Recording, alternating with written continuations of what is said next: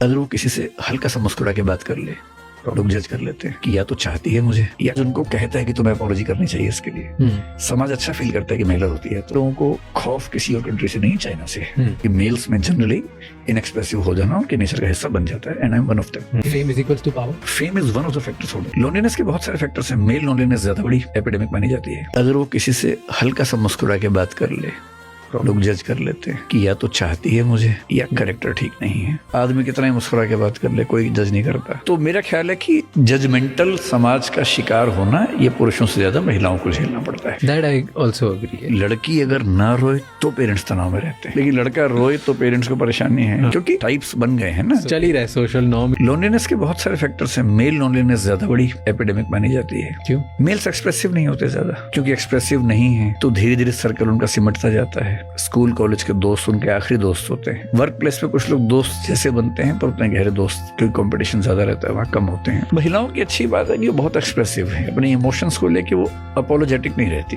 Emotion है तो है, आंसू आता है तो आता है, इसमें क्या दिक्कत है। ना ही समाज उनको कहता है कि तुम्हें अपॉलॉजी करनी चाहिए इसके लिए। समाज अच्छा फील करता है कि महिला होती है तो कितनी इमोशनल है, कितनी अच्छी है। अमेरिका के लोगों को खौफ किसी और कंट्री से नहीं, चाइना से। 1920s की एक बहुत फेमस केस स्टडी साइकोलॉजी में पढ़ते हैं। लेपियर नाम का आदमी था, करीब 250 रेस्टोरेंट्स में चाइनीज कपल को अपने साथ लेके गया। किसी ने मना किया नहीं। बाद में उसने सबको चिट्ठी लिखी, उन्हें सबको, कि हम एक कंपनी है, चाइनीज हमारे पास आते हैं लोग, हम चाहते हैं कि आपके पास आपसे डील कर लें, उनको लाएंगे, खाना खिलाएंगे, रखेंगे आपके पास। 93% लोगों ने मना कर दिया कि हम चाइनीज लोग से नफरत करते हैं। लेकिन उस समय भी स्टडी चाइनीज कपल पे ही क्यों की गई? क्योंकि येलो पेरिल का कॉन्सेप्ट अमेरिका में इतना पॉपुलर है, उन सबके मन में खौफ है कि हमारी बादशाहत को खत्म करेगा चीन। तब से बहुत पुराना है।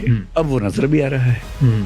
ये सही है कि अभी अमेरिका बहुत आगे है, चाइना उसके बहुत नजदीक नहीं है अभी, लेकिन ये दिख रहा है कि बहुत लंबे समय तक चलेगा नहीं। अपनी कंट्री में बहुत ज्यादा अगर पावरफुल है और शो ऑफ प्रदर्शन है तो आप फॉलो करना चाहोगे, भले वो थोड़ा खराब हो तो भी चलेगा। भाई सामंत आदमी, जमींदार आदमी, उसने अगर 1-2 मर्डर कर दिए तो क्या हो गया? एमएलए साहब हैं, एमएलसी साहब हैं, माफिया हैं, डॉन हैं, बाहुबली, तो क्या हो गया? कितने लोगों का भला भी तो करते हैं। अरे कमाते हैं करोड़ों रुपए, 3 लाख रुपए खर्च करते हैं गरीबों में। किसी की बेटी की शादी हो, उनके घर आ जाओ, 10,000 रुपए लेके चले जाओ। आम आदमी तो इन इमोशन से बहा हुआ है, उसकी जरूरतें पूरी हो गई। उसे क्या मतलब है कि पैसा कहाँ से आया? उसे क्या मतलब है कि संविधान नाम की किताब का सम्मान हुआ कि नहीं हुआ? उसने संविधान कभी देखा भी नहीं, बीएनएस कभी देखा भी नहीं। उसने केवल देखा है उस बाहुबली को जो उसकी बेटी की शादी में पैसे देगा। तो जब इलेक्शन आएगा तो उसको वोट क्यों नहीं देगा? भाई मेरे सारे क्राइसिस तो ये दूर करते हैं कि मेल्स में जनरली नहीं है। Fame is equals to power. Fame is one of the factors of the power. Don't you think fame बहुत ही लूज मेट्रिक है power? I feel it's an illusion कि मतलब आप बहुत फेमस हो तो पावर नहीं। सोचना अच्छी बात है, आप यही सोचें, वरना पैर जमीन पे रहेंगे नहीं आपके। वो सोचना ठीक है, विनम्रता का अपना फायदा है, लेकिन पावर के जो सारे कॉन्स्टिट्यूएंट्स हैं उनमें से फेम एक है।